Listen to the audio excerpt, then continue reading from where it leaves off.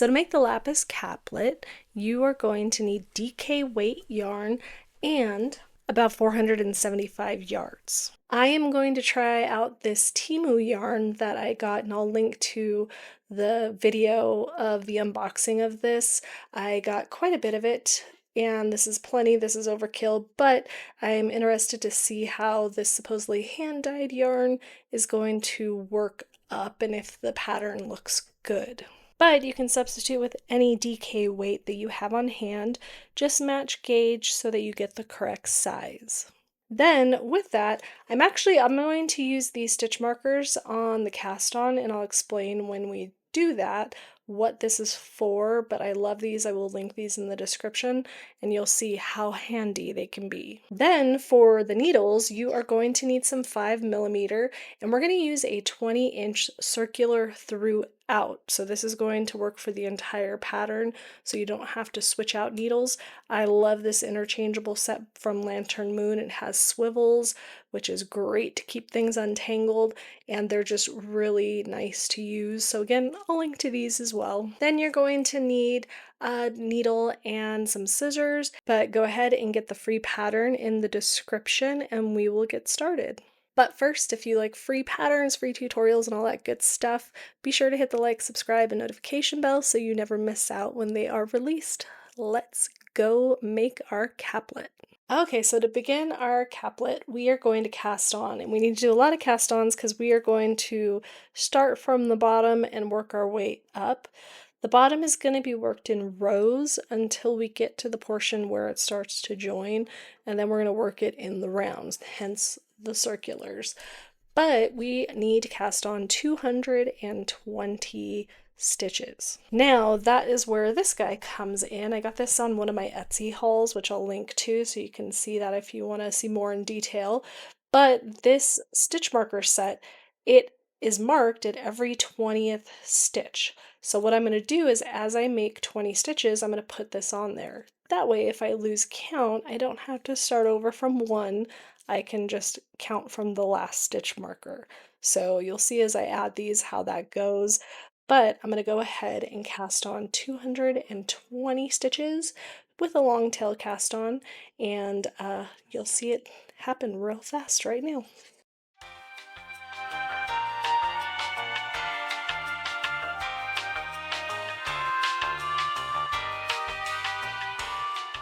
Okay, I am done with my 220, and I got little maracas here, so you can see those come in super handy because I can just count from where I left off if I have to stop or if I lose place.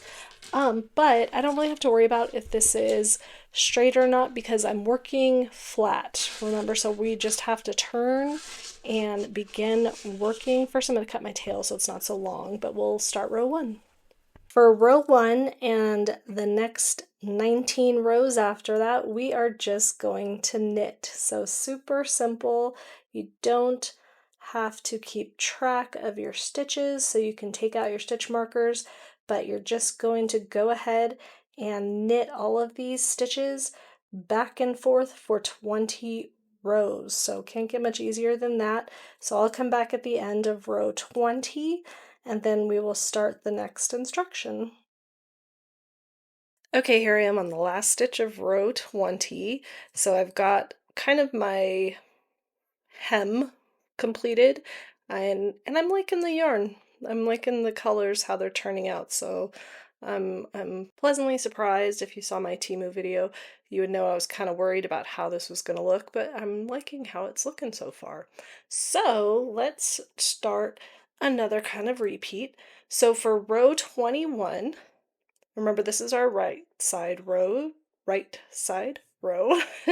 we are going to do a little setup row to get stitch markers in place so that way you don't have to pay attention for the next quite a few rows. So to begin row 21, we're going to knit 10. This is going to be our edging. Okay, got 10 knit. Now I'm going to place a stitch marker. The gal that makes the number stitch markers that I use, She also, with both orders that I did with her, she sent little free stitch markers of owls. So I'm going to use these because I need 2 stitch markers. So these are super cute. So I'm going to use these guys, and they're pretty lightweight because they're wood. It's a very lightweight wood, and I like lightweight stitch markers. So I'm going to place my first stitch marker, and that's going to mark the end of my edging. So even though I'm actually just going to keep knitting across, I want that set up for my next row. So now I'm going to knit all the way across to 10 stitches before the end. So just keep knitting, and then when you get to 10 stitches, and I can actually place my stitch marker now because it's a locking one, so I can actually count that back 2, 4, 6, 8, 10. That way I don't have to keep counting when I get close. But we're actually going to knit, place that stitch marker 10 stitches before, and then 10 more knits for the other edging. So just keep on knitting around.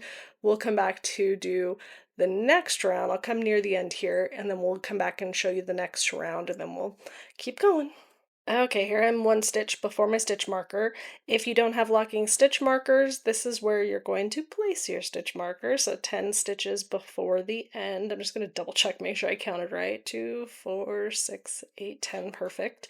So this is row 21, and then you're also going to do this on every odd row all the way up to row 51, and this creates that little splice on the caplet. And then if you have seen the picture, you know that the main body is going to be simple stockinette. So for row 22 and all of your even rows through 52, you're going to knit your first 10 stitches so that we have a garter edge so it doesn't curl. Then once you come to your slip marker, stitch marker, you're going to slip your marker, and then you're going to do purling until you get to your other stitch marker. So you're going to have a stockinette body by doing that knit and purling. So knit the odd rows and purl the even rows between the stitch markers. So you're going to keep doing that all the way to row 52, and then row 53 we're going to start a little bit of shaping and doing some decreasing. So go and knit and purl for a bit, and we'll come back at row 53. Okay, here I am. I finished all 52 rows, and now I'm ready for a little bit of shaping. So this next row is going to do kind of a lot of shaping actually. We're going to do a lot of decreasing on this row. So for row 53, we're going to knit to our marker, just like normal. That never changes. We're going to slip that marker. So now we're going to do a repeat to start the decreasing for this row, and it's going to be just as simple. It's going to be a knit 2,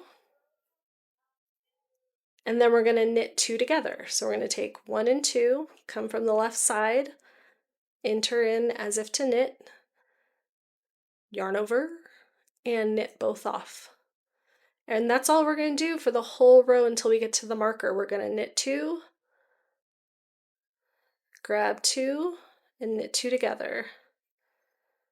Knit 2, knit 2 together. Knit 2, knit 2 together. I think you get the picture. So once you get to the end to the marker, you're going to slip your marker and knit as usual. And then we'll come back for some more instructions. So keep on going, and I'll see you at the end of this row. Okay, here's the end of row 53.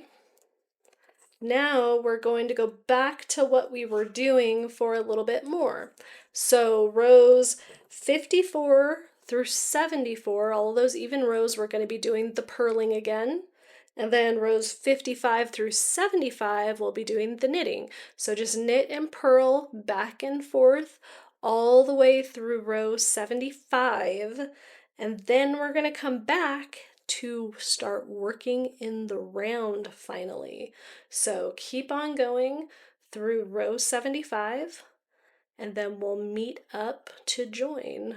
So I'll see you in movie magic 1 second. Okay, I just finished row 75.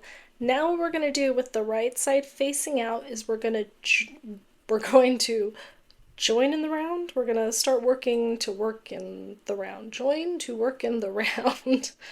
I'm a little sick. My brain's not working quite right. So I'm taking this stitch marker out. We don't need these stitch markers anymore. But I do want it to mark the beginning of my round, though I can see it because of our garter stitches. I'm still going to mark it just to make it easy so I can keep track of the rounds. I'm going to go ahead and take this one off too. Okay, so we're going to join it by putting our last stitch, our yarn, over here to our very end stitch on the other side. And then we are just going to knit for round 76. So I'm going to bring my ends close together, and then I'm going to insert in, knit, and then bring my ends close together again, and that'll give you a nice tight join. Then we're going to go ahead and just knit all the way around. So this is very easy knitting, lots and lots of knitting. So after this round, we're going to do some more shaping. So go ahead and get to the end of round 76, and we'll come back for round 77. Okay, here I am at the end of round 76. There's a little bit of a gap. Don't worry, that'll close up as you go. So for round 77, we're doing a lot of shaping again. So we're going to knit 1. This is going to be our repeat. Knit 2 together. Oops, I knew I caught something. And then knit 2 together again. So again, knit 1, knit 2 together, knit 2 together. So you're going to continue that stitch repeat all the way around. And then after that, it is smooth sailing. Just a knit 2. So continue this, and then we'll come back for the final instructions for the capelet, where you just get to sit back and knit. So I'll see you at the end of this round. Now I'm ready for the rest of the project, which is all knit. So super duper easy to do. We're going to go round 79 through 116 of just knitting. So just keep track of your rounds, use your stitch marker, and mark each round as you finish. And then after 116, we'll come back and look at the finished capelet. Okay, here I am at the end of round 116. So this is the very last round. And then we are going to bind off after this. So we're just going to bind off and knit. I don't really need this anymore. We're going to bind off loosely because this is going to roll down, so we don't want it to be really tight around our neck. So when you are binding off, just make sure that you're doing it as loose as possible. So give yourself lots of extra little slack when you're doing each stitch. So when I do that, I like to kind of pull up on each one and give it some extra slack before I go into the next one. And that'll give you a nice loose like edge. So go ahead and do that whole round, and then we're going to come back because this is not done yet. We still need to block this. Okay, we are all done with the actual project, but we're not totally done. So you can see the edges curl after binding off on the neck portion. Now, this doesn't look that great because this is a natural fiber, so it's not fully realized yet because we still need to block it. So blocking is going to help the yarn bloom. It's gonna make our stitches look better. Everything will get better once this is blocked. So I'm wet blocking this on my mannequin. So I just wetted it down and then natural gravity is pulling the stitches well. You can also do the same with a hanger with a towel wrapped around it to help with the gravity to pull your stitches even.